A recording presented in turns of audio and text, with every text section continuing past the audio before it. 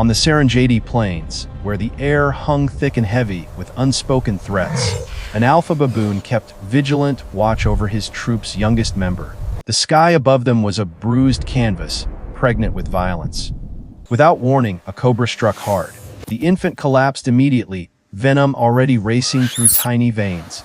The alpha's roar shattered the oppressive silence. But the ground itself betrayed him. More serpents emerged, a living minefield between father and son. The infant, driven by pure survival instinct, managed to drag himself weakly onto a flat rock. For a brief moment, the serpents hesitated. But the venom showed no mercy. What followed was a portrait of pure primal anguish. The alpha circled the rock desperately, his massive hands clutching heavy stones he couldn't throw, his throat producing sounds that transcended species, the universal language of a parent watching their child slip away, utterly powerless to intervene. The math was brutal and simple. No baboon, no matter how dominant, how incredibly powerful, could cross that serpent barrier. Those stones in his hands, they weren't weapons anymore. They were symbols of everything he couldn't do. Can you imagine watching your child die and being completely unable to reach them? If this breaks your heart, leave a like. But something deep in the alpha's DNA, something older than fear, far stronger than territorial pride, was about to rewrite every rule of the savannah. His eyes, wild with sheer desperation, had been scanning the vast horizon desperately, again and again, looking for what exactly? A miracle that didn't exist. But then his gaze locked onto something that made his entire body freeze instantly, a human figure. The wildlife ranger, carefully tracking the troops' movements from a safe distance. In any other moment, she would be the enemy, the threat, the thing he'd fight to the death to protect his family from. But now, she was his only hope. This wasn't instinct. This was something far higher.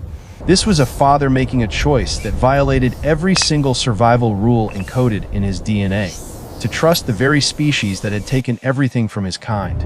And in that choice, he became more than an alpha, more than a baboon. He became a living symbol of love's ultimate gamble. Watch what he did next. With deliberate, heartbreaking intention, he did the absolutely unthinkable. Chen had been patrolling these grasslands for 7 long years. She'd handled charging elephants, aggressive lions, territorial hippos. But nothing had prepared her for this, a full-grown male baboon, one of the most dangerous primates in Africa, running directly toward her. Every instinct screamed danger. Her hand moved instantly to the tranquilizer gun. One shot would end this threat, should she pull the trigger. But then the alpha did something that completely shattered every single assumption.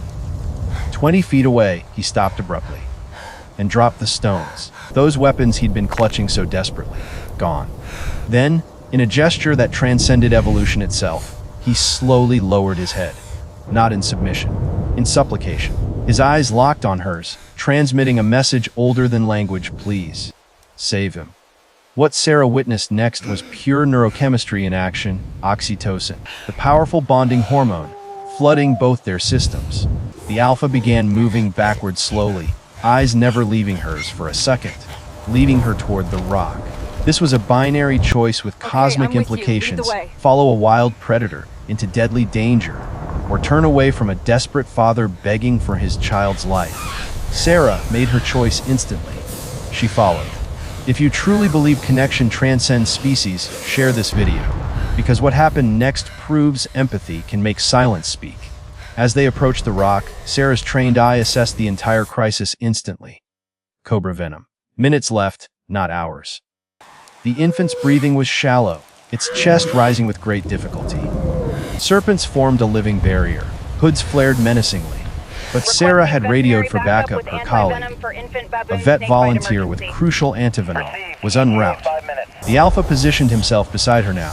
No longer enemy, partner now. When she moved, he mirrored perfectly. When she hesitated, he made urgent sounds, communication without words. Then nature exploded violently. Thunder cracked like a gunshot. Lightning struck a baobab tree 50 yards away. The tree burst into flames. Fire raced toward them through dry grass, driven by pre-storm winds. The panicked serpent scattered wildly. One lunged at Sarah's boot. The alpha's hand shot out, grabbing her arm, pulling her to safety. In that instant, everything crystallized. They were bonded. Trust wasn't Almost optional. there, Alpha. It was survival. Sarah's radio crackled. The vet was 2 minutes out, but the infant was fading. Eyes rolling back, fire advancing, snakes everywhere. And then the rain began, heavy, cold, unforgiving. The downpour that should have been salvation became another enemy. It would wash away sense, extinguish the fire, but also obscure vision, and make the snakes even more unpredictable. The Alpha looked at Sarah. She looked back. Both understood they had to move. Now Sarah dropped to her knees in the thick mud, cold rain hammering down hard.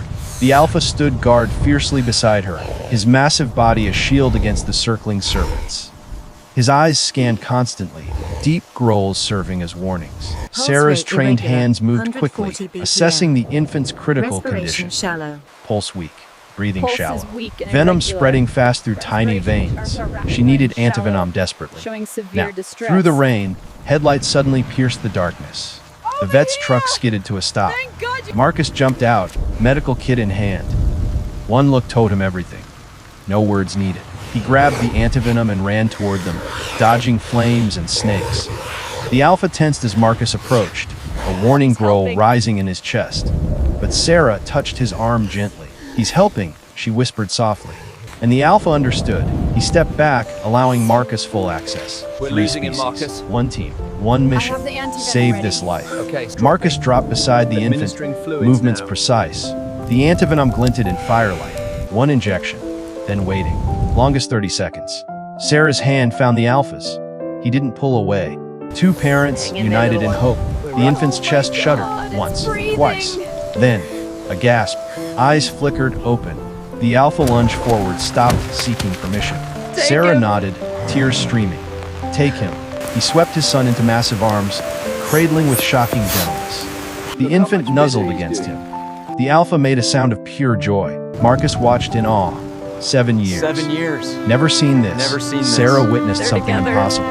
The Alpha turned to her, infant cradled. No words. Perfect understanding. He dipped his head in gratitude. Sarah understood empathy isn't weakness. It's evolution's most powerful tool. The rain softened. Fire smoldered. Serpents vanished. 3 species stood together after a miracle. The Alpha mission began leaving, accomplished, Sarah. paused, looked back. In his eyes, trust in something deeper. Strength isn't about dominance. It's knowing when to ask for help, when to drop your weapons. Power isn't wielded. Surrendered. Sarah had entered as a ranger. She left as something more.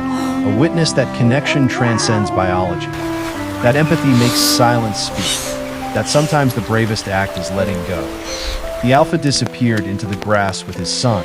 But Sarah knew their lives intersected to prove that across every barrier, species, instinct, fear, one universal language exists: love. And when love speaks, the world listens. This story isn't about animals behaving like humans. It's about recognizing that beneath every survival instinct, every territorial boundary, every species divide, there exists a universal truth. Empathy transcends evolution itself. Power isn't something you wield. It's something you surrender. And sometimes, the strongest thing you can do is drop the stone. If this story moved you deeply, hit like and subscribe. Because these moments, when connection defeats conflict, when trust replaces fear, they're happening all around us. We just need to pay attention.